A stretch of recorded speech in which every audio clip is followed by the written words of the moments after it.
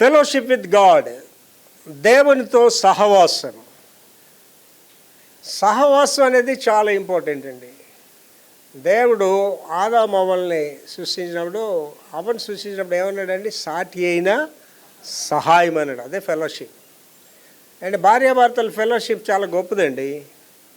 And చాలామంది ఆడపిల్లలు ఏంటంటే వాళ్ళ అమ్మ నాన్న ప్రేమగా ఉండడం చూడరు వాళ్ళ జీవితంలో.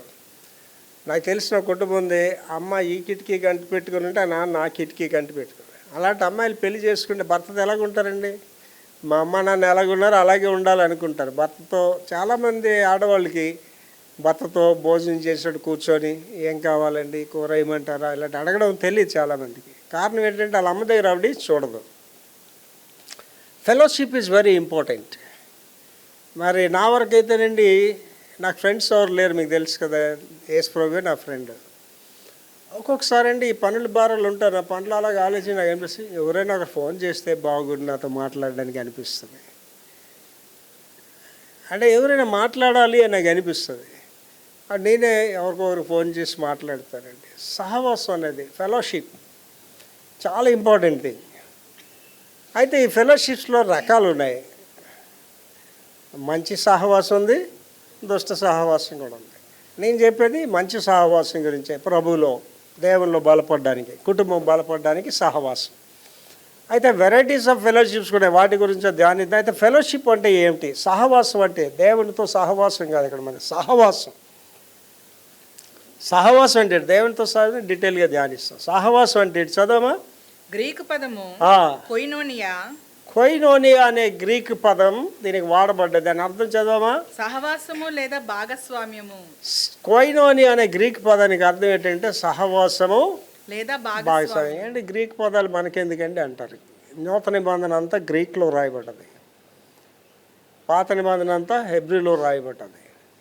యేసు ప్రభు గారు వాడిన భాష ఈ రెండు కాదు, అరామిక్ భాష నేను వాడాను. ఆయన మాట్లాడిన భాష భూమి మీద అరామిక్ భాష నేను మాట్లాడాను.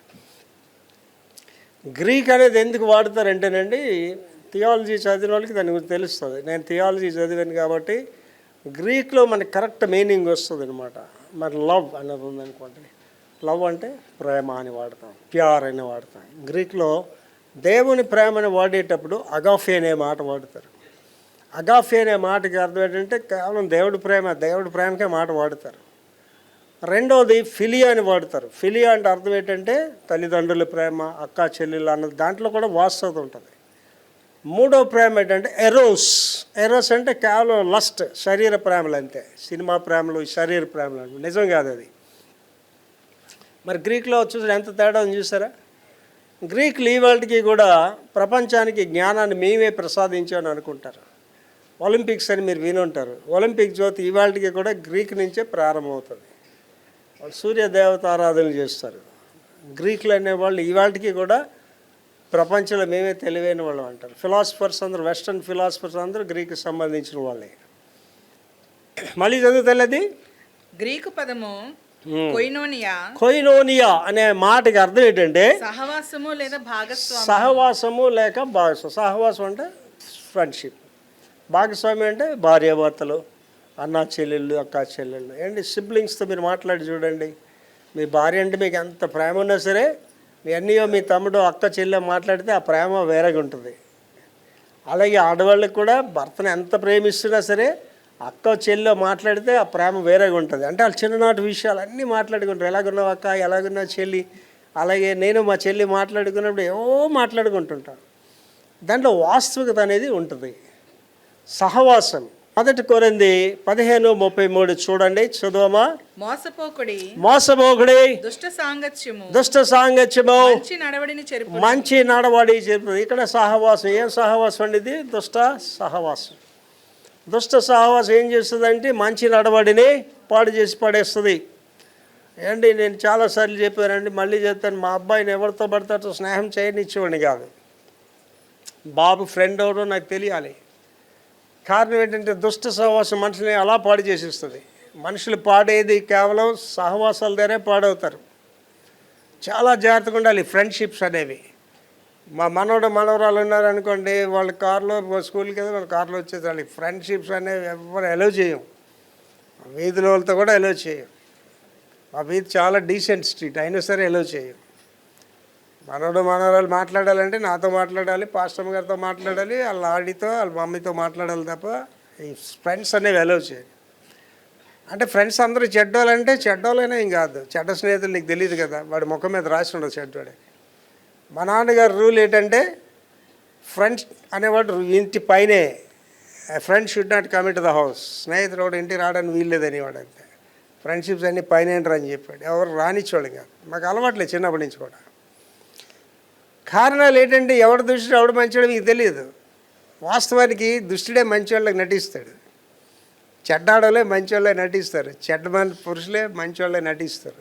కనుక షుడ్ బి కేర్ఫుల్ అనమాట. చదవం అదే మళ్ళీ మోసపోకుడి దుష్ట సాంగత్యము మంచి నడవడి చేర్పును. మరి ఇంకొక సహవాసం చెప్తున్నాడు యాకోబు గారు 4:4 చెప్తున్నాడు. ఇంకో సహవాసం చూడండి, అది వ్యభిచారిణులారా.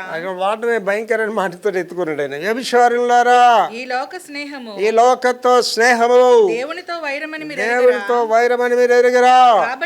కాబట్టి ఎవడు ఈ లోకంతో స్నేహం చేయగోరును, ఎవడు ఈ లోకంతో స్నేహం చేస్తాడో వాడు దేవునికి శత్రువగును. లోకంతో స్నేహం అంటే ఏంటండి? లోకానుసారులతో స్నేహం అంతే. లోకంతో స్నేహం, అన్యులతో స్నేహం, అన్యులతో సహవాసం. నాకు అన్ని ఫ్రెండ్సే లేరు. అక్కడ చదువుకున్న వాళ్ళు ఉన్నారు అన్యుల స్నేహితులు, వాళ్ళు పోలీస్ కమిషనర్స్గా చేశారు, మేయర్స్గా చేస్తారు. I have very good friends. వాళ్ళు ఎదురైనప్పుడు పలకరించడం తప్ప వాళ్ళని కలిసి తిరగడం అనేది లేదు. అంటే ఒకసారి ఆలోచించేయండి. ఒక అన్య స్నేహితులు ఉన్నారనుకోండి, ఒక అన్య స్నేహితురాలు ఉన్నారనుకోండి, ఏంటి మాట్లాడుతుంది? ఆ సినిమా చూసావా? మీ ఆయన తాగేసి వస్తుంటాడా? ఏంటి ఎక్కడికి వెళ్ళు? అన్ని స్నేహితులు ఏం మాట్లాడతారండి? దేవుడి విషయాన్ని మాట్లాడతారా? ప్రార్థన చేసుకున్నావా, దేవుడి కార్యం చేసాడు మాట్లాడతారు. అవే మాటలు లోకానుసారమైనా మాట్లాడతారు. అంటే నీకేమాత్రం కొంత విశ్వాసం ఉన్నా సరే ఆ విశ్వాసం పాడు చేస్తారు వాళ్ళు వచ్చి. అదే దుష్ట సాంగత్యం మంచినట్టు పాడు చేయడం అనేది. లోక స్నేహాలు అనేవి ఏంటి? నాకు అన్యులు స్నేహితులే లేరండి. కొంతమంది అన్యులతో అండి దినాలు గడుపుతారు, గంటలు గడుపుతారండి. మళ్ళీ దేవుని సేవ చేస్తుంటారు, దేవుడు అంటుంటారండి. నాకు వాళ్ళు చూస్తే ఆశ్చర్యం అనిపిస్తుంది. How they can spend time. అంటే నేను మారు మనసు 1972 ఫిబ్రవరి 7 సాయంత్రం 7:30 పొందానండి. తల్లి గర్భంలో అక్టోబర్ 1 ఉదయకాలంలో జన్మించాను. 1953. ఒక్కసారి నేను మారు మనసు పొందిన తర్వాత అంటే అన్ని స్నేహితులందరినీ వదిలేసాను. నా ఫ్రెండ్స్ చెప్పారు చాలా పెద్దవాళ్ళు. అంటే డాబా గార్డెన్ మేఫేర్ జంక్షన్ అని అక్కడ కూడుకునే వాళ్ళు. దర్బార్ రాత్రి 1 గంట వరకు 2 గంటల వరకు దర్బార్. దేశాన్ని ఎలా ఉద్ధరించాలి, ఎలా బాగు చేయాలనే పనికిమాలిన మాటలు అనమాట. వాళ్ళందరూ వాళ్ళు పెద్ద పొజిషన్స్లోకి వచ్చి రిటైర్డ్ కూడా అయిపోయారు. కానీ ఒక్కసారి నేను ప్రభుని నమ్ముకున్న తర్వాత వాళ్ళతో వెళ్ళి కూర్చోలేను, వాళ్ళతో వెళ్ళి మాట్లాడలేను, వాళ్ళతో సహవాసం చేయలేను. షుడ్ వెరీ కేర్ఫుల్ అండి. ఇక్కడ ఎవరైనా సరే అండి అన్యుల్ ఫ్రెండ్స్, నాకు చాలా close friend, it's good thing. స్నేహితులు ఉండొద్దని నేను, కానీ వాళ్ళతో మీరు ప్రయాణాలు చేయడం, గుళ్ళు మానేసి వాళ్ళతో అటు ఇటు తిరగడం, ప్రార్థనా జీవితం లేకుంటే అటు ఇటు తిరగడం అనే పనులు మాత్రం మీరు పెట్టుకోకండి. అది మీ విశ్వాసాన్ని పాడు చేస్తుంది, భక్తి జీవితాన్ని పాడు చేస్తుంది. మళ్ళీ చదువుతలేదు, వ్యభిచారులారా, ఈ లోకంతో నీ స్నేహము దేవుడికి నువ్వు ఎనిమి అయిపోతావు అంతే, లోక స్నేహం చేస్తే. కాబట్టి కనుక ఎవడు ఈ లోకంతో స్నేహం చేస్తాడో దేవుడికి శత్రువు అయిపోతాడు. ఈ లోక స్నేహాలు నిన్ను ఎవరికి శత్రువు చేస్తుందండి? జీవం గల దేవునికి శత్రువుగా చేసేస్తుంది. సరే ఇవన్నీ మాకు వద్దండి. ఇక్కడ ఉన్న వాళ్ళు చాలామంది ఉన్నారు, మాకు అసలు వాళ్ళ ఫ్రెండ్స్ లేరండి, అన్ని స్నేహితులు లేరండి అంటే దేవునికి స్తోత్రం. దేవునితో సహవాసం ఏంటి? దాని వివరాలు చూద్దామండి. దేవునితో సహవాసం ఎలా ఉంటుంది? చదువుతలే. దేవునితో సహవాసం అంటే యేసుక్రీస్తు ద్వారా సాధ్యమయ్యే ఉమ్మడి జీవితం మరియు సన్నిహిత సంబంధాన్ని కలిగి ఉండడం. మళ్ళీ చదువురా. దేవునితో సహవాసం అంటే యేసుక్రీస్తు ద్వారా సాధ్యమయ్యే ఉమ్మడి జీవితం అంటే it's fellowship of get together each other. దేవునితో సహవాసం అండి. దేవుడితో సహవాసం ఎంత ప్రాముఖ్యం ఉందంటే దావీదు గారికి అది తెలుసు కాబట్టి తన జీవితంలో మాట అంటే, దేవా నీ ముఖమును నాకు చోటు చేసుకోవద్దంటాడు. అంటే మీరు దేవునిలో జీవించడానికి అలవాటు పడితేనండి లోకం దేన్ని మీరు ప్రేమించలేరండి. దేవుని ప్రేమ కంటే ఔన్నత్యం ఏం లేదు. ధరలోని ప్రేమలన్నీ స్థిరము కావు, తరిగిపోవును. ఎన్నాడెన్నడు మారినది యేసుని ప్రేమ. దేవుని ప్రేమ ఒకసారి రుచి చూసారంటే అక్కడి నుంచి అక్కడికి వెళ్ళిపోలేరు మీరు. పేతురు గారిని ప్రభు అడిగారు, పేతురు నువ్వు వెళ్ళిపోతావు, అందరూ వెళ్ళిపోతావు, ఎక్కడికి వెళ్తాం ప్రభా, నీవే నిత్య జీవ మాటలు గెలవాడు అంటాడు. సో కనుక దేవునితో సహవాసానికి మనకి ఉమ్మడి జీవితానికి ఉపయోగపడతాయి. తర్వాతమా సన్నిహిత సంబంధాన్ని కలిగి ఉండటము. దేవునితో సన్నిహిత సంబంధం కలిగి ఉంటాయి అండి. ఇవాళ చూడండి, మనకి ఎవరో పెద్దోళ్ళు ఉన్నారనుకోండి, మనకి ఏదైనా సమస్య వచ్చి చెప్పుకుంటాం కదా. నీకు ఏ సమస్యనైనా సరే భూమి మీద ఎవడ తీర్చలేని సమస్య ఎవరు తీసుకెళ్ళరండి? ఏసే is answer for every problems. నీ ప్రతి సమస్యకి నీకు సమాధానం ఉంటుంది ఆయన దగ్గర. నీ సమస్యలు తీర్చే దేవుడే యేసు దేవుడు. ఏడు నేను ఉన్నానండి. మీ సమస్య ఎంతవరకు అండి? మీ భార్య భర్తలో మీ పిల్లల వరకే మీ సమస్య. నా సమస్య ఏంటంటే ఇంటి సమస్యతో పాటు చర్చి సమస్య అన్నీ ఇన్వాల్వ్ అయి ఉంటాయి. నేను ఒకేసారి 4-5 పనులు చేస్తుంటాను, ఒకేసారి 4-5 విషయాలు ఆలోచన చేస్తుంటాను. చాలా జాగ్రత్తగా మనం ఆలోచన చేసుకోవాలండి. దేవుడితో సహవాసం ఎప్పుడైతే నువ్వు ఉన్నావో నీకు ఏంటంటే, రెండో భాగం చదవమా, సన్నిహిత సంబంధాన్ని కలిగి ఉండటము. సన్నిహిత సంబంధం వచ్చేస్తుంది. అంటే అప్పుడు మీకు ఎలాగైపోతారండి? దేవుడు మనం సన్నిహితులు అయిపోతాయి. కానీ ఇలాగ అక్కడ ఎంతమంది మాట్లాడిన వాళ్ళు ఉన్నారు నాకు తెలియదు. దేవుడితో మీతో ఎలా మాట్లాడిన అలాగే మాట్లాడుతుంటారు. అండ్ హనోక్ గారి జీవితం అసలు ఆలోచించండి. ఇద్దరు తన్మయం అయిపోయి సన్నిహిత సంబంధం అలా మాట్లాడుకొని వెళ్ళిపోతున్నారు అంతే. ఈయన ఎక్కడ ఉన్నాడు ఈయనకి తెలియదు, ఆయన ఎక్కడ ఉండి ఆయనకి తెలియదు. అంత దూరం వెళ్ళిన తర్వాత దేవుడు ఒకసారి ఇలా చూశాడు, హనోకు ఎక్కడున్నా, పర్లోకలోకి వచ్చాం ప్రభా, ఇంక వచ్చావు కదా ఇక్కడ ఉండిపో అని చెప్పాడు అంతే దేవుడు. ఇంకెందుకు వెళ్తావు, ఇక్కడే ఉండిపోవాలి. అది అక్కడ ఏం రాయబడింది? హనోకు దేవుడితో నడిచాను, దేవుడు అతన్ని కొనిపోయాడు. తర్వాతమా ప్రార్థన మరియు వాక్యం ద్వారా సహవాసము. Prayer and the word of God. ఎవరితో సహవాసం? దేవుడితో. ప్రేయర్ అంటే ఏంటండి? దేవుడితో మాట్లాడాలి. మీరు దేవుడితో మాట్లాడేటప్పుడు మీ రహస్యాలన్నీ మాట్లాడించుకోవచ్చు. భర్తతో మాట్లాడి రహస్యాలు మాట్లాడండి, అయిపోయింది మీ పని క్లోజ్. అర్థమైందండి?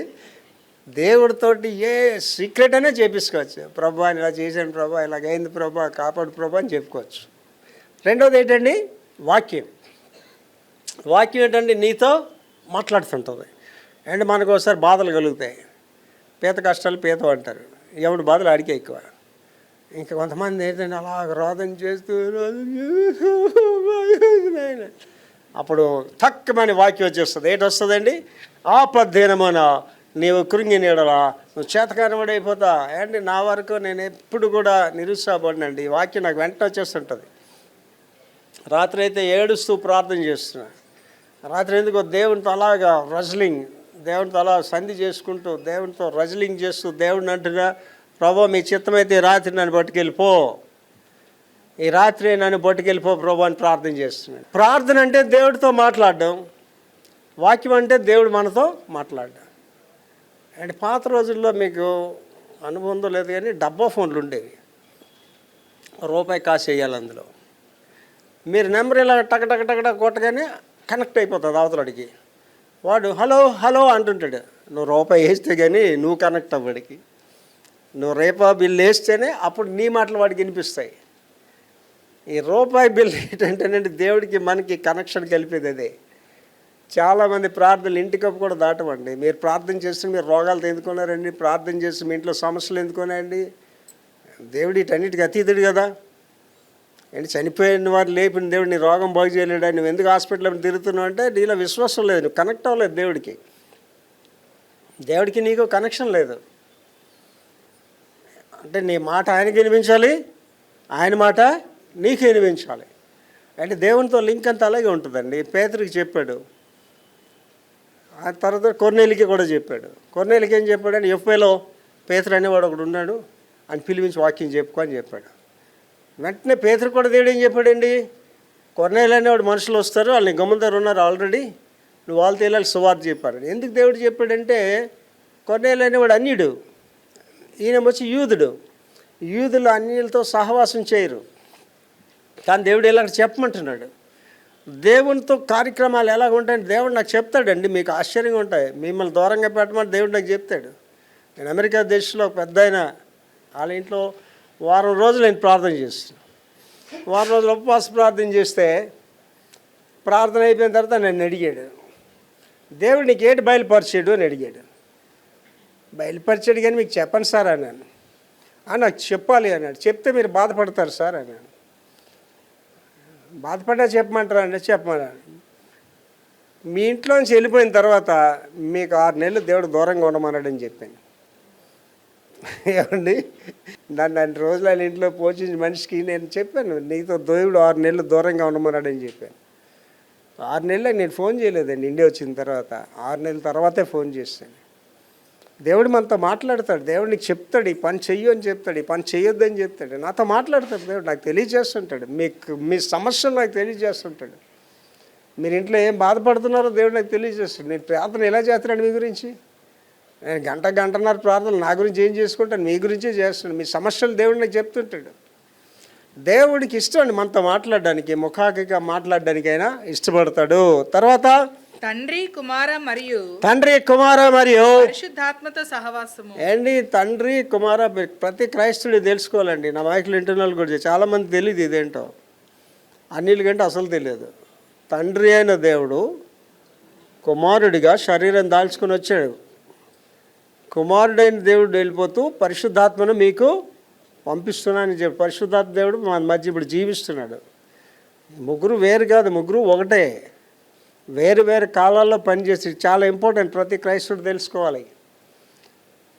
ఆది కాండంలోకి వెళ్తే మొదటి అధ్యాయంలో చెప్తారు, మన స్వరూపంలో మనం నరుని సృజిద్దాం. మన అంటే ఎవరండి? సింగులర్ నెంబర్ కాదు, ఫ్లోరల్ నెంబర్, అది బహువచనం. మన అంటే ఎవరంటే తండ్రి కుమార పరిశుద్ధాత్మ. నేను ఒకరోజు దేవుడి చిత్తం అయితే మెసేజ్ ఇస్తాను. పాత నిబంధనలో యేసు ప్రభు గారు చాలా ప్రదేశాల్లో ప్రత్యక్షమయ్యారు, అవన్నీ కూడా ఒకరోజు తెలియజేస్తాను. కనుక తండ్రి కుమార పరిశుద్ధాత్మలో ప్రార్థన చేయడం. తర్వాత దేవునితో సహవాసము వెలుగులో నడవడానికి దైవిక జీవితంలో భాగస్వామ్యం చేసుకోవడానికి వీలు కలిగిస్తుంది. మళ్ళీ చదువుతాలి. దేవునితో సహవాసం అంటే వెలుగులో నడవడానికి, ఫస్ట్ థింగ్ వెలుగులో నడవడం అండి. ఇవాళ అండి నేను చీకటిలో నడుస్తున్నాను. చీకటి కాదు, అక్కడ చీకటి క్రియలు. చీకటి ఉండదు, మీ చుట్టూ చీకటి ఉండదు. చీకటి క్రియలు, మీరు చేసే పనికి మాలిన పనులని చీకటి క్రియలు. చీకట్లో జరిగేవేటండి దొంగతనము, వ్యభిచారం, పనికిమాలినవన్నీ, పబ్బులు గిబ్బులు అంతా ఎప్పుడు జరుగుతాయి? చీకట్లో జరిగేవన్నీ కూడా. లోకం అంతా చీకటితోటే ముడిపడి ఉంటుంది. కనుక ఏంటంటున్నాడండి? వెలుగులో నడవడానికి వెలుగులో నడడం ఒకటే కాదు, కానీ దైవిక జీవితంలో భాగస్వామ్యం చేసుకోవడం అంటే నువ్వు దేవుడితో సహవాసం. ఏంటి ఇప్పుడు ఇక్కడ ఉన్నారండి, మీకు చాలా సమస్యలు ఉంటాయి. మీ సమస్యలు తీరని వాళ్ళు కూడా చాలామంది ఉన్నారు. నాకు సమస్య ఉంటుంది, కానీ నా సమస్యలకు సమాధానం ఎక్కడ వచ్చేస్తుంది? నాకు దేవుడి దగ్గర వచ్చేస్తుంది. ఆయనతో రోజు అడుగుతున్నాను నేను రోజు కూడా. మీరు అడుగుతున్నారా? మీ సమస్యల్లాగే ఉన్నాయి. కారణం ఏంటంటే ప్రార్థించట్లేదు, ప్రభు దగ్గర రావట్లేదు, మీరు ప్రభుని అడగట్టలేదు, ప్రభుకి మీకు సంబంధం లేదు. ఏంటి నేను మొన్నట విజయవాడ పాస్టర్స్ కాన్ఫరెన్స్లో కూడా ఈ మాట చెప్పాను. Prayerless man is a powerless man అని చెప్తున్నాను. ఎంతవరకు కొత్తగా చెప్పాను. Prayerless man is a powerless man చెప్పాను, కానీ ప్రార్థన ఎందుకు చేయరో చెప్పాను. ఎందుకు చేయరని చెప్పాను.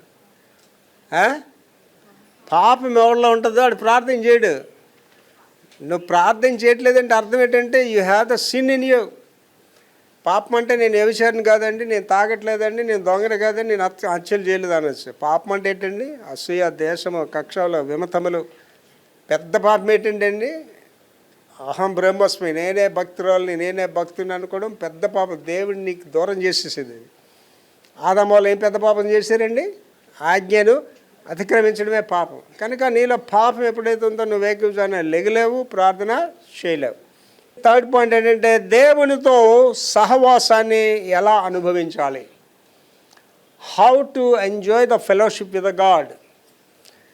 దేవునితో సహవాసం అనేది ఎలాగ అనుభవిస్తాం చాలా ఇంపార్టెంట్ థింగ్ అండి. అండ్ ఆలోచించండి, ఒక పెద్ద లీడరు, సీఎం, పిఎం అని పిలిస్తే ఎంత ఆధిక్యత ఫీల్ అవుతాయండి. సీఎం గారు పిలిచారు, పిఎం గారు పిలిచారు. సీఎంల కంటే పిఎంల కంటే ఎక్కువ కదా దేవుడు, సృష్టికర్త, దేవాది దేవుడు. ఆయనతో సహవాసంలో మనం ఎలాగ అనుభవిస్తామనేది చెప్తున్నాడండి. మొదటి తెస్సలోనిక 5వ అధ్యాయం 15వ వచనం 2వ భాగం. ఎడతెగక ప్రార్థన చేయుడి.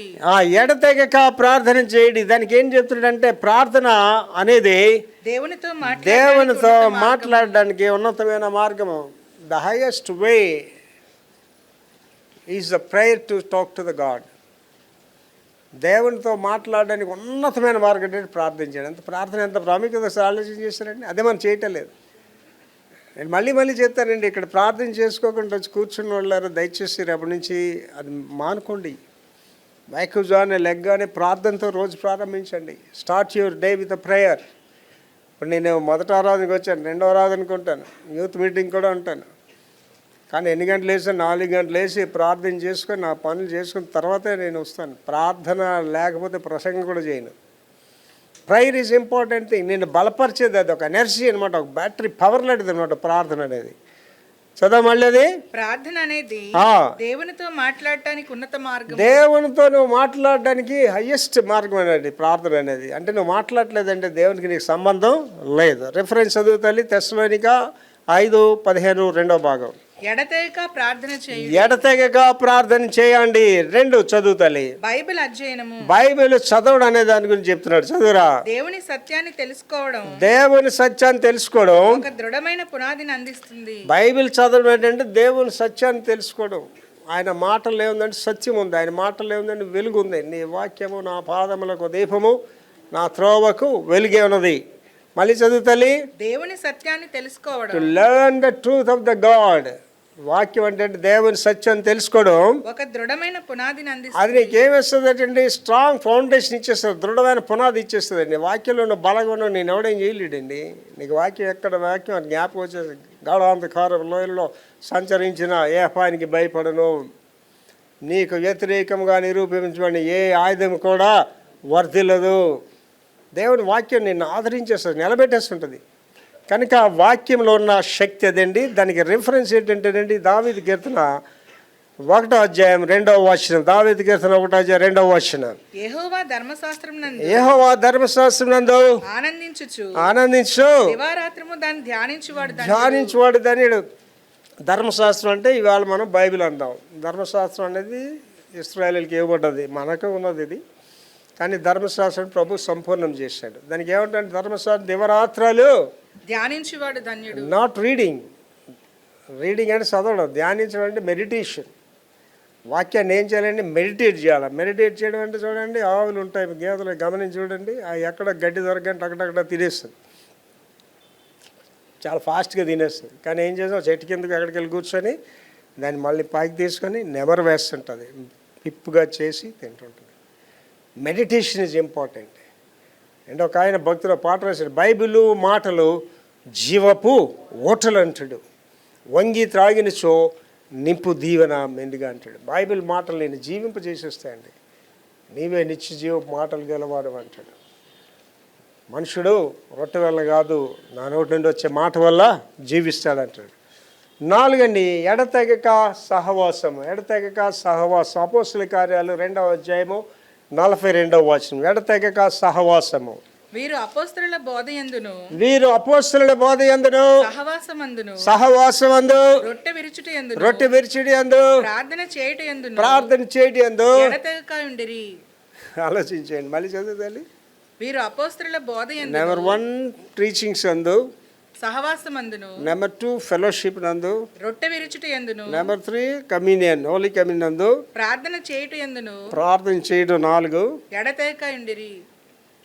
మనకి ఎలాగ వినిపిస్తుంది, ఎప్పుడు లేము, ఎప్పుడు చేయము అని. ఇక్కడ ఏమంటున్నాడండి? ఏమంటున్నాడు అక్కడ? ఎడతెగక ఉండిరి అంటే ప్రేయర్ ఏంటంటే ఒక లిమిటెడ్ టైంలో చేసుకుంటావా? దేవుని మాకు లిమిటెడ్ టైంలో చేసుకుంటావా? ఎనీ టైం, ఏ టైం అయినా. నీకు ఆఫీస్లో పని చేస్తున్నారు అనుకోండి, చిన్న ఖాళీ దొరికిందండి, బైబిల్ చదువుకోండి. వంట చేస్తున్నారు అనుకోండి, ప్రార్థన చేస్తూ వంట చేసుకోండి. చిన్న ఖాళీ దొరికిందండి, మోకాళ్ళు వేసి ప్రార్థన చేయండి. ఆ టీవీల మీద కూర్చొని టైం ఎందుకు వేస్ట్ చేయడం? దేవునితో గడపండి. Spend the time with the God. వాళ్ళు ఎలాగున్నారండి? 4 ఎడతెగక ఉన్నారు. అది ఎవరండి? ఆది సంఘం. ఎర్లీ చర్చ్ గురించి మాట్లాడే ఆది సంఘం ఏంటంటే ఈ 4 దృఢంగా బలంగా, అందుకే ఆది సంఘం చాలా బలంగా పనిచేసింది. మళ్ళీ చదువుతలే 4 వీరు అపోస్తలుల బోధయందు సహవాసమందు రొట్టె విరుచుట యందు ప్రార్థన చేయటందు. మామూలుగా ఉన్నాడు కదా, ఎడతెగక ఉన్నారు. ఏంటి నీ ప్రార్థన నేను కాపాడుతుందండి. నేను అండి పడుకునేటప్పుడు ప్రార్థన చేస్తాను, నడుపుతున్నప్పుడు ప్రార్థన చేస్తాను, పని చేస్తూ ప్రార్థన చేసుకుంటాను, ఏడుస్తూ ప్రార్థన చేస్తాను, రోదన చేస్తూ ప్రార్థన చేస్తానండి. అది నేను బలపరుస్తుంటుంది దేవునిలో. తర్వాత అంటున్నాడండి అన్యోన్య సహవాసము. 1 యోహాను పత్రిక 1వ అధ్యాయము 6-7 వచనంలో అన్యోన్య సహవాసము. ఆయనతో కూడా సహవాసము గలవారమని చెప్పుకో. ఆయనతో కూడా సహవాసం గలవారమని చెప్పుకొనుచు. చీకటిలో నడిచిన ఎడల. ఎక్కడ నడుస్తున్నారండి? మేము క్రైస్తవులు అండి, విశ్వాసులు అని చెప్పి ఎక్కడ నడుస్తున్నారట? చీకట్లో నడుస్తున్నారు. చీకట్లో నడుచు మనం అబద్ధమాడుచు సత్యమును జరిగింపకుందుము. సత్యాన్ని మనం చేయకుండా అయితే ఆయన వెలుగులోనున్న ప్రకారము, ఆయన ఎలాగ వెలుగులో ఉన్నాడో అదే ప్రకారము మనమును వెలుగులో నడిచిన ఎడల, మనము ఆ వెలుగులో నడాలి. నడిచినట్లయితే మనం అన్యోన్య సహవాసము గలవారమైందు. అప్పుడు ఆయనతో సహవాసం కలవారమే అంటాం. అంటే దేవునిలో ఉన్నానని రాత్రులు తిరుగుతూ, దేవునిలో ఉన్నానని అన్యులతో పోతూ, దేవునిలో ఉన్నానని తాగి తందనాలు ఆడుతూ, దేవునిలో ఉన్న పబ్బులకి క్లబ్లకి పోతే నీకు దానికి సంబంధం లేదండి. అవన్నీ చీకటి కార్యాలు. 2వ భాగం చదువుతలి. అప్పుడు ఆయన కుమారుడైన యేసు రక్తము ప్రతి పాపము నుండి మనలను పవిత్రులనుగా చేయును. ఎప్పుడమ్మా? 2వ భాగం చదవమన్నా. 2వ భాగం చదవండి. అయితే ఆయన వెలుగులో ఉన్న ప్రకారము మనమును వెలుగులో నడిచిన ఎడల. మనం ఏం చేయాలంటే వెలుగులో నడాలి అంతే. ఆయన చీకట్లో చీకటి దేవుడు కాదు, మన దేవుడు వెలుగు దేవుడు. ఆయనలో నడాలి. నడిచినట్లా మనం అన్యోన్య సహవాసం గలవారము. అప్పుడు మనకి ఏంటి వచ్చేస్తుంది? దేవుడితో అన్యోన్య సహవాసం వచ్చేస్తుంది. అంటే దేవుడితో మన స్నేహితుల్లా మాట్లాడుతుంది. ఆయన మనతో స్నేహితుల్లా మాట్లాడుతుంటాడు. అప్పుడు ఆయన కుమారుడైన యేసు రక్తము. అంటే ఇలాగ ఉండడం వల్ల మీకు వచ్చే రిజల్ట్ ఏంటంటే, కుమారుడైన యేసు రక్తము ప్రతి పాపము నుండి మనలను పవిత్రులుగా చేస్తుంది. ఏంటి? నీ అంత నువ్వు పవిత్రురాలు అయిపోలేదు, నా అంత నేను పవిత్రులు అయిపోయాను. మన పాపాలు అనేవి అలా పాపాలుగానే ఉంటాయి. ఏంటి? ఫిలాతు అని భార్య కబురు పెట్టింది, రాజా నువ్వు ఆ నీతిమంతుడి జోలికి వెళ్ళొద్దు, ఆయన చాలా నీతిమంతుడు, యేసు ఆయన జోలికి వెళ్ళొద్దు. భార్య మాట వింటాడు కదా. ఫిలాతు అప్పుడు ఏమన్నాడండి? ఒరే, ఈ పండుగ రోజు ఒకరిని విడుదల చేయడం అనేది ఉంది మన దగ్గర, యేసుని విడుదల చేసిస్తాను అన్నాడు. ఫిలాతు భార్య మాట విన్నాడు. అప్పుడు వాళ్ళు ఏంటంటున్నారండి? అలాగే అన్నారా? అబ్బే, బరబ్బాని విడుదల చేయు, యేసుని సిలువ వేయు, బరబ్బాని విడుదల చేయు. యేసుని ఏం చేశారటమ్మా? కేకలు వేశారు. అటు ఫిలాతు ఏమన్నాడండి? నీ ప్రజలే నిన్ను సిలువ మీద కేకలు వేస్తున్నారు.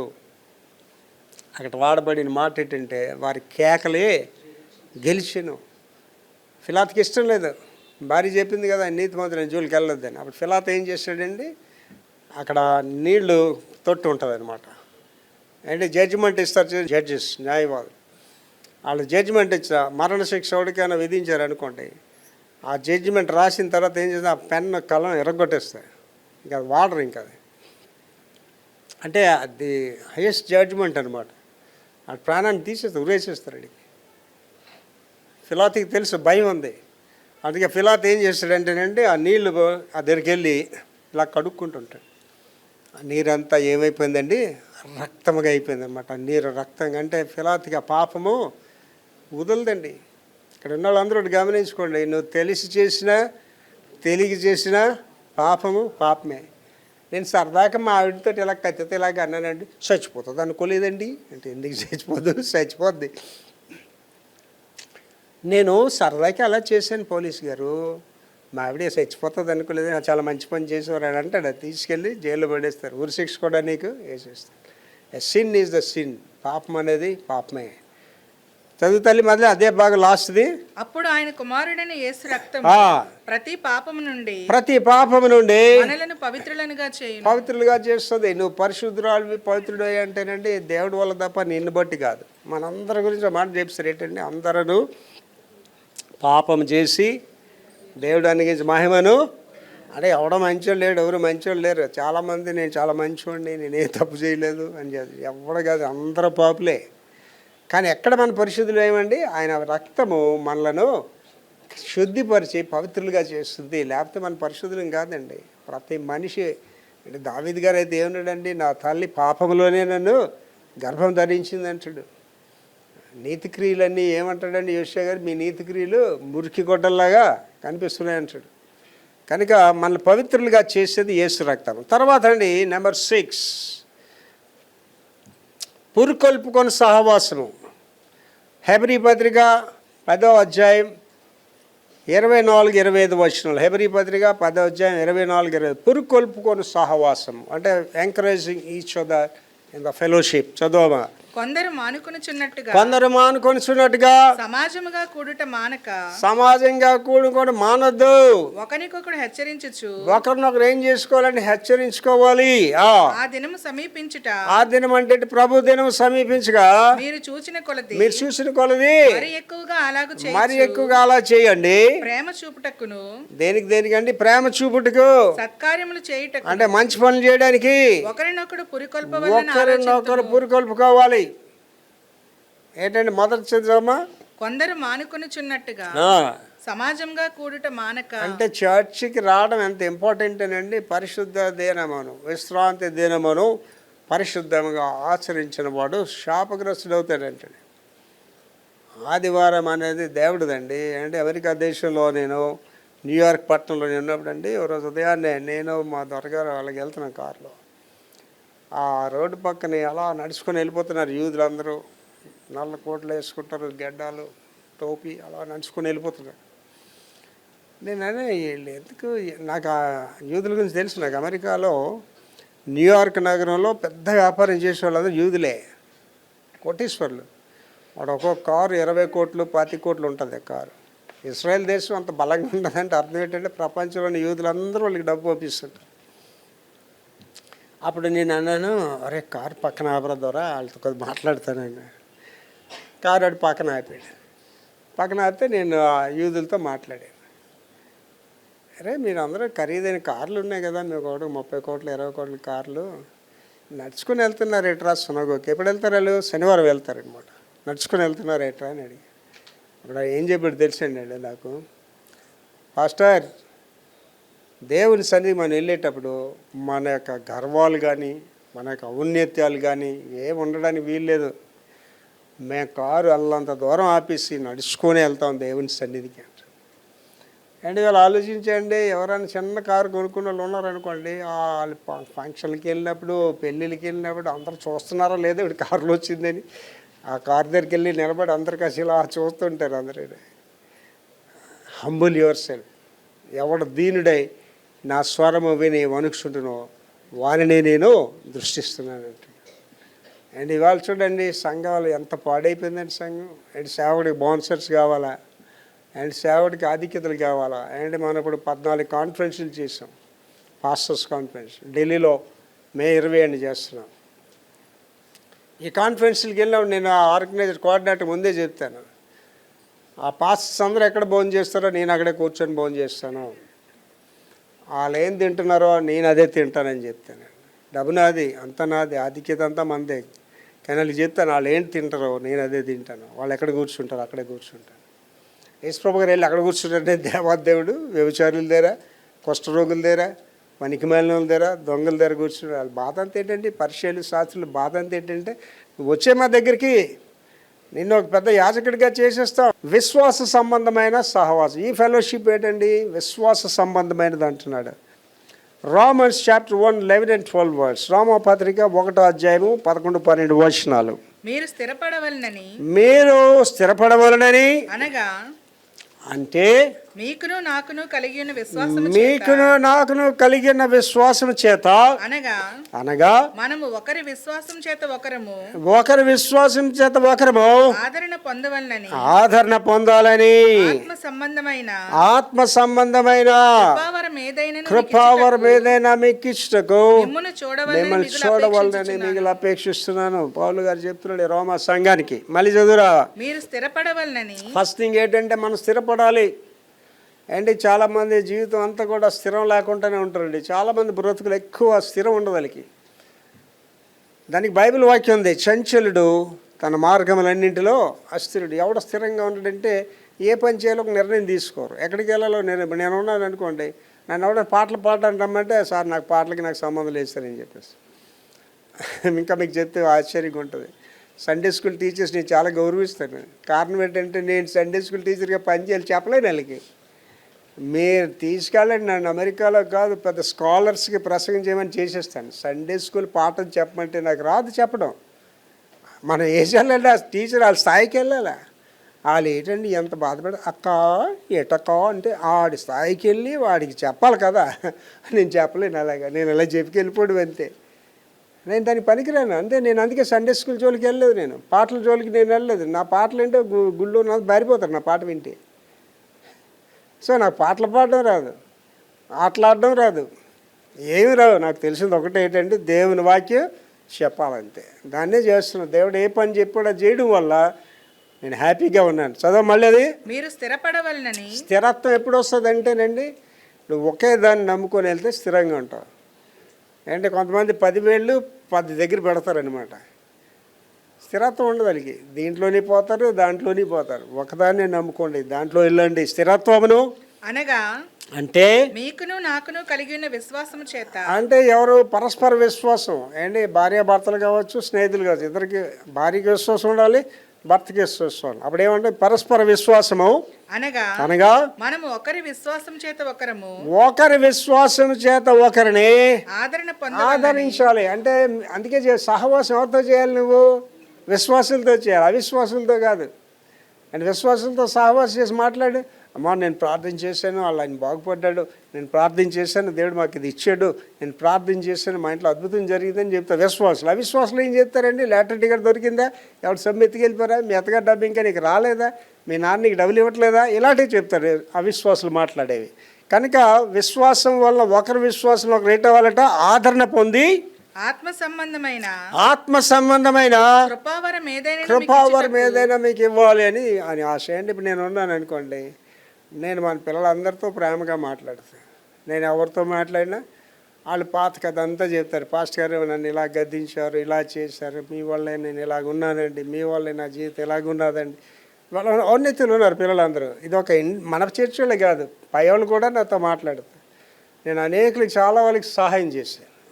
ఒక డాక్టర్ అమ్మ ఒకసారి నాకు ఎదురయ్యి డాక్టర్ అమ్మ నా కాలు పట్టించుకుంది. ఏమమ్మా సార్ మీరు మర్చిపోయారేమో కానీ నేను డాక్టర్ అండి, మీ వల్ల అయినండి అన్నది. నా వల్ల నువ్వు డాక్టర్ అవడం ఏంటమ్మా? సార్ మీకు జ్ఞాపకం ఉందా లేదో, నేను కాకినాడ మెడికల్ కాలేజీలో చదివినప్పుడు నేను ఒక సబ్జెక్ట్స్లో ఫెయిల్ అయిపోయాను. నా పరిస్థితి అయిపోయింది అనుకున్నాను. మీకు ఫోన్ చేస్తే అప్పుడు మీరు మీ చెల్లి దగ్గర పంపించారు కదండి. మీ చెల్లి భార్య గారు ఆయన పెద్ద డాక్టర్, ఆయన కాకినాడ హాస్పిటల్లో మాకు పరీక్ష చేసిన ఆయన స్నేహితుడే. వాళ్ళ ఇంటికి తీసుకెళ్ళి నాకు పరిచయం చేసాడండి. నన్ను మొత్తానికి అందులో పాస్ చేయించి నన్ను ఇవాళ డాక్టర్ వాడిని మీరే కారకులు అన్నారు. మీరు అనుకుంటారు మాకు చర్చ్ వాళ్ళకే కదా, I help lot of people out side the church. ఎవరికైనా సహాయం చేస్తానండి. నాకు సహాయం చేయాలంటే ఆడెవడో తెలిసి ఉండవసరం లేదు. ఏంటి పలికి మన చిన్నప్పుడు చదువుకున్న పద్యం అంటే, చంపదగినట్టి శత్రువు మన చేత చిక్కినేని కీడు చేయరాదు, పసుగు మేలు చేసి పొమ్మని. అది మళ్ళీ చెప్తాను, చంపదగని శత్రువు మన చేత చిక్కినేని కీడు చేయరాదు, పసుగు మేలు చేసి పొమ్మనిటియే మేలు అన్నాడు. అంటే ఆడు మన ఎదురైతే ఆడు చంపేయాలి మనం అండి, కానీ ఆడికట మేలు చేసే పంపించమన్నాడు. నేను ఆలోచించేయండి, స్కూల్లో గొడవ లేనప్పుడు పాస్టర్ గారి మీద పోలీస్ కంప్లైంట్ రాసింది హెచ్ఎం రమణి టీచర్. గొడవలన్నీ జరిగాయి అనుకోండి. ఆ మరుసటి వారం ఆయన తీసేశారు హెచ్ఎం పోస్ట్. మా ఇంటికి వచ్చి ఏడ్చింది, పాస్టర్ గారు నన్ను తీసేశారు. నేను ఆవిడ హైదరాబాద్ పట్టుకెళ్ళి అక్కడ నేను జడ్జిలతో మాట్లాడి ఆవిడ మళ్ళీ ఆ పోస్ట్ వేయించాను. నన్ను చాలామంది అడిగారు, ఆవిడ మీకు కంప్లైంట్ ఇచ్చింది కదా, ఆవిడ మీద ఆవిడకి హెల్ప్ చేస్తారండి. దేవుని వాక్యం ఒకటి ఉంది, నీకు చేయగలిగిన మేలు నీ దగ్గర ఉండేటప్పుడు దాన్ని పొందగోరు వాడికి చేయకుండా ఆపొద్దు అంటాడు. నేను ఐ హెల్ప్ ఎనీబడి అండి, ఎప్పటికైనా సాయం చేస్తాను. నేను బాగుండడానికి కారణం అదే.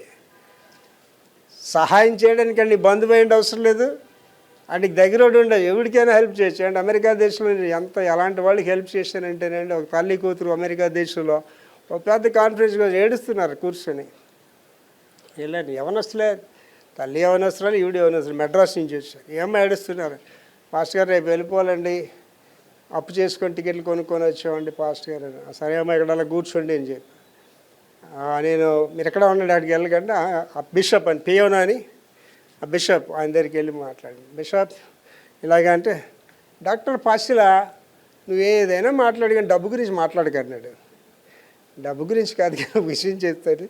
అక్కడ తల్లి కూతురు కూర్చున్నట్టు చూసావా, వాళ్ళు ఇండియా నుంచి వచ్చారు, నాకు వాళ్ళు చాలా బాగా తెలుసు, వాళ్ళు ఎవరో తెలియదు, వాళ్ళు నాకు చాలా బాగా తెలుసు, ఇండియాలో మంచి సేవ చేస్తున్నారు, వాళ్ళు రేపు వెళ్ళిపోతున్నారు, వాళ్ళకి టికెట్ డబ్బులు కూడా రాలేదు, సహాయం చేయాలంటే ముందే చెప్పాను కదా డబ్బులు సాయం చేయను.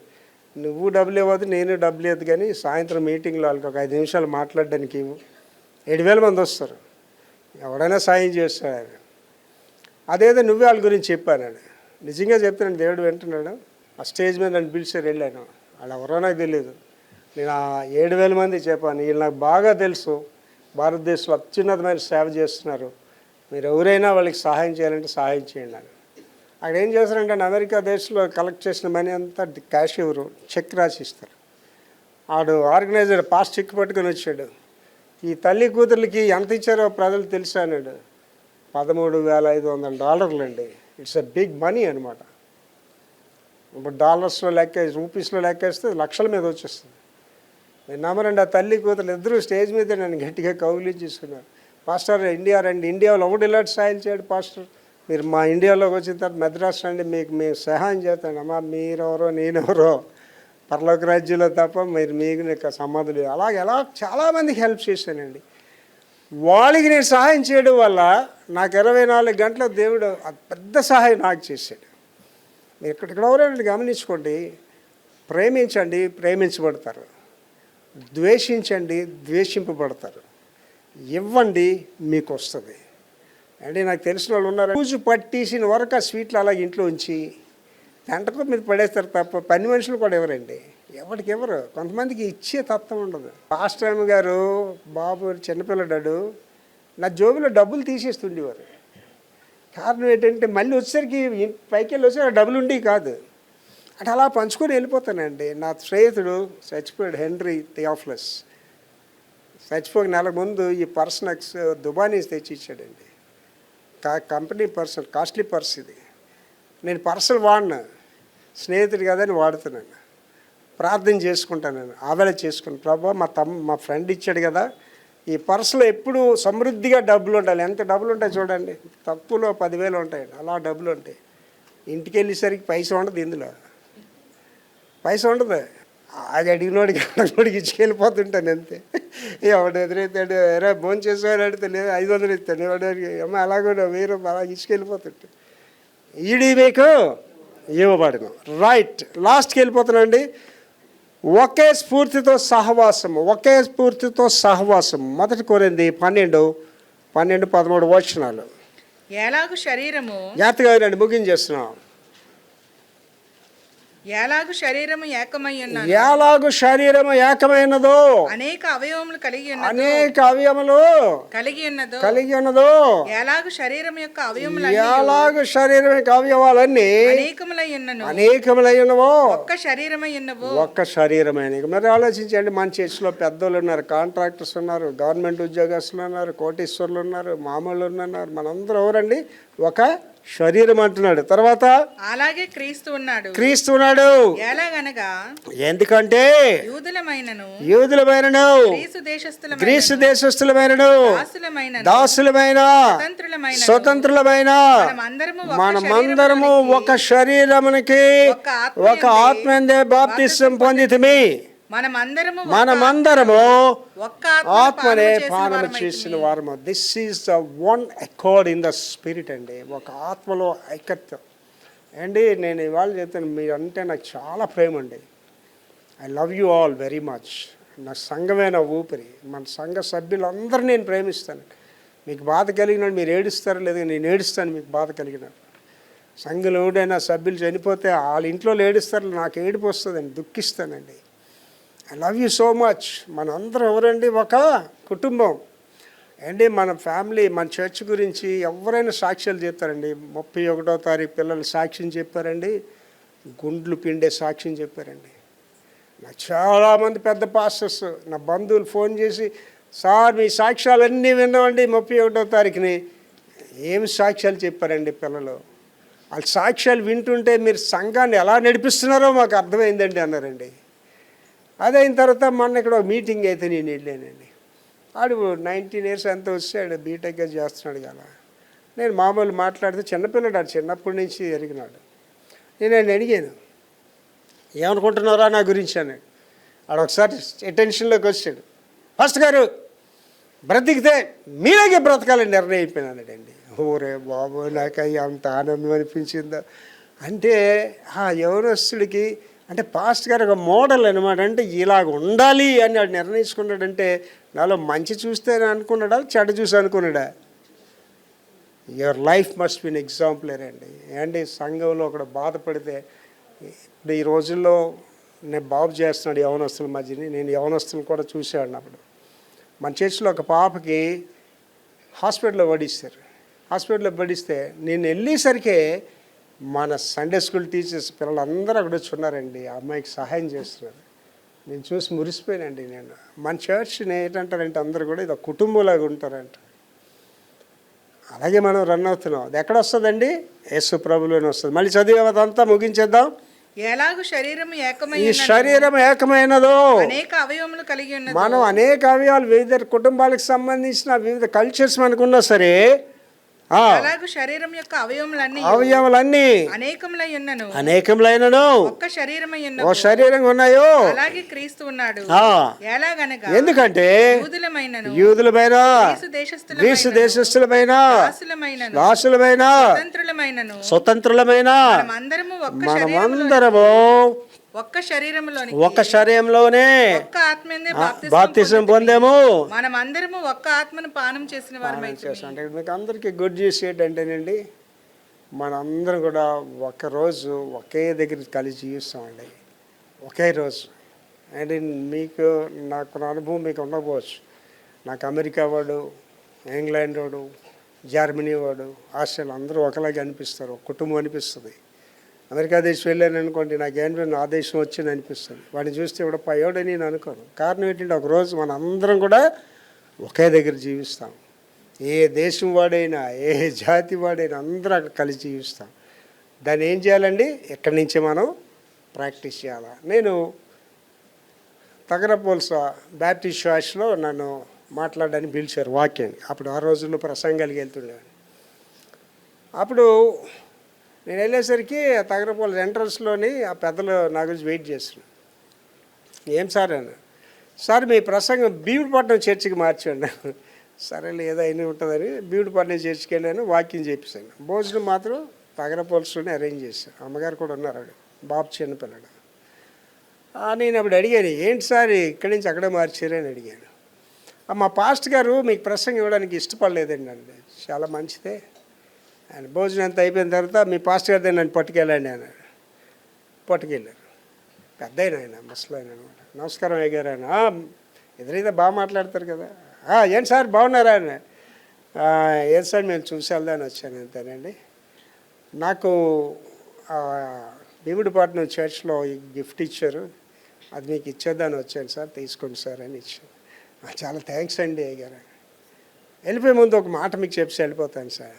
ఏంటండి అయ్యగారు అన్నాడు. పెద్ద ఆయన మళ్ళీ నన్ను అయ్యగారు అంటున్నాడు. అప్పుడు నేనైనా, సార్ పరలోక రాజ్యంలో మనందరూ కలిసి జీవించాలి సార్, అది ఇక్కడి నుంచే మనం అభ్యాసం చేయాలి. పరలోక రాజ్యంలో నువ్వు కలిసి జీవించాలంటే ఎక్కడి నుంచే నువ్వు అభ్యాసం చేయాలి. మా ఆడపడుచుతో మాట్లాడను, మా ఆయనతో మాట్లాడను, వాళ్ళంటే నాకు ఇష్టం లేదు, ఈడంటే నాకు ఇష్టం లేదంటే ఆడు పరలోక రాజ్యం వస్తాడు. అప్పుడు ఇష్టం లేదంటావా నువ్వు వాడిని? నీకు ఇష్టం లేడు పరలోక రాజ్యం మాట్లాడినంటావా నువ్వు? నీ ఇష్టాలతో పని లేదు. లవ్ ద పీపుల్, ప్రేమించండి.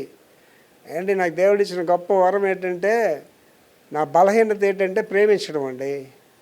నా బలం అంటే ప్రార్థన. I love everybody. నాతో మాట్లాడండి. వాళ్ళు ఏమనుకుంటే పాస్ట్ గారు నన్ను తప్ప ఎవరిని ప్రేమించట్లేదు. అలాగే మాట్లాడతాను నేను. మాట్లాడడం కూడా వీడితో మాట్లాడితే వీడు అనుకుంటాడు పాస్ట్ గారు నేను తప్ప ఎవరు ప్రేమ లేదండి, దీంతో మాట్లాడితే నేను తప్ప ఇంకెవరో అందరినీ ప్రేమిస్తాడు. అందరినీ ఒకే స్థాయిలో ప్రేమిస్తాడు. ప్రేమ అనేది నా బలహీనత, ప్రార్థన అనేది నా బలం. కనుక ఇక్కడ ఉన్న వాళ్ళందరూ గమనించుకోండి, కళ్ళు మూసుకోండి, అందరూ గమనించుకోండి. మనం ఒక అవయవమైన, నువ్వు హెచ్చుగా ఉండొచ్చు, అవతల తక్కువగా ఉండొచ్చు, నేను దేవుడు దీవించవచ్చు, అవతల దీవెన లేకపోవచ్చు. కానీ మనందరం ఒకటనేది జ్ఞాపకం చేసుకుందాం, ఒకరినొకరు ప్రేమించుకుందాం, ఒకరినొకరు తగ్గించుకుందాం. చేతనైన వరకు ఇతరులకి సహాయం చేద్దాం. చేతనైన వరకు నువ్వు ఏ సహాయం చేయగలిగో ఇతరులకి సహాయం చేయండి. దేవుడు మీరు బహుగా దీవిస్తాడు. మహాపురుషోత్తండి యేసునైన కృపమేడ ఈ దినాన్ని ఫెలోషిప్ విత్ గాడ్, దేవునితో సహవాసం అనే దాని మీద అనేక విషయాలు ధ్యానించాం. నేను మేమందరము ఈ మైక్లో వింటున్న ప్రపంచానికి కూడా చెప్తున్నా, మీతో సహవాసం కలిగి జీవించు కృప మాకందరికీ దయచేయమని యేసు పరిశుద్ధ నామములో వేడుకుంటున్నాం తండ్రి. ఆమేన్.